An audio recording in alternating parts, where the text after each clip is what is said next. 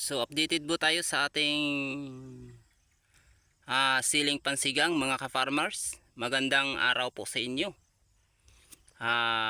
I'm George Vlog. Kita natin ang ating sigang ngayon. Nagsisimula or maraming mga putot mga ka-farmers. Ayan. So sana ganito lahat ng mga puno nga makita natin nga medyo may kagandahang bunga at saka ang dami ng mga bunga mga ka-farmer. So makita naman natin talaga yun, oh. Sinek na sinek sa putot yung ating sigang at lalo na dito mga ka-farmer. So God bless po kung ganito lahat ang ating siling pansigang. So ang ibang portion medyo may kahinaan na bunga. So ganyan talaga mga ka-farmers, hindi pantay ang ating tanim. Kasi yung ibang portion ay sinasalakay ng ating sa mga fisty. Kaya nagkaroon ito ng kahinaang bunga. Tulad nito maganda. Ayan. Ang daming bunga at saka ang itim ng mga kanyang mga dahon mga ka-farmer.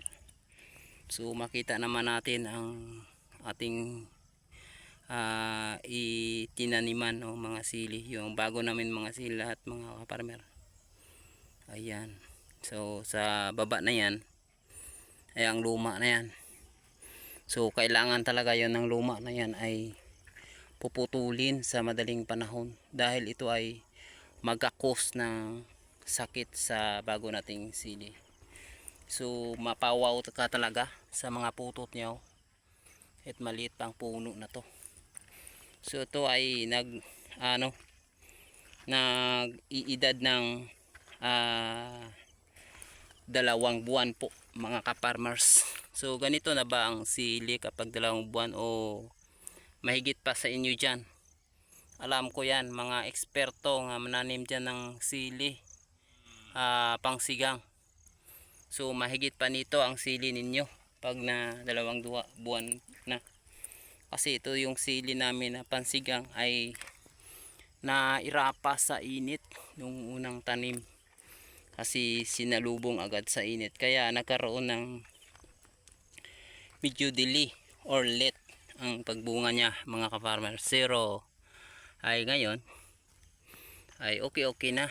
Kasi nagkaroon naman tong maraming bunga. So sa ganitong sitwasyon, kapag tayo ay nagtatanim ay talagang mayroon na tayong konsuelo or tuwang-tuwa na po tayo dahil ito ay nagsisimula na pagbigay ng blessing or nagsisimula na po ang pagbunga ng ating paghihirap. Sobrang paghihirap ng farmer mga ka-farmers. Tulad na sa amin ay halos mano-mano lang trabaho dito lahat. Wala kaming masyadong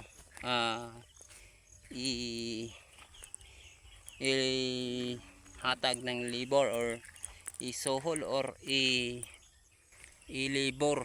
Kaya kadalasan na mano-mano lang namin mga ka-farmer. Yun shout out dyan sa mga solid supporter ko dyan. How are you? Yung farm natin, oh. Dito banda medyo mahina-hina talaga mga ka-farmer kasi tinamaan dito ng sakit. Saka doon sa dulo ay maganda doon. Kasi ito tinatawag nga hawa-hawa na mga sakit, hinawaan sa kabila doon sa luma naming tanim. O kaya tinaniman namin dito ng sitaw. So thank you very much mga ka-farmer. Yun yung farm site namin, oh. Ito yung barracks namin mga ka-farmer. Doon ang luma nga labuyo mga ka-farmer, oh.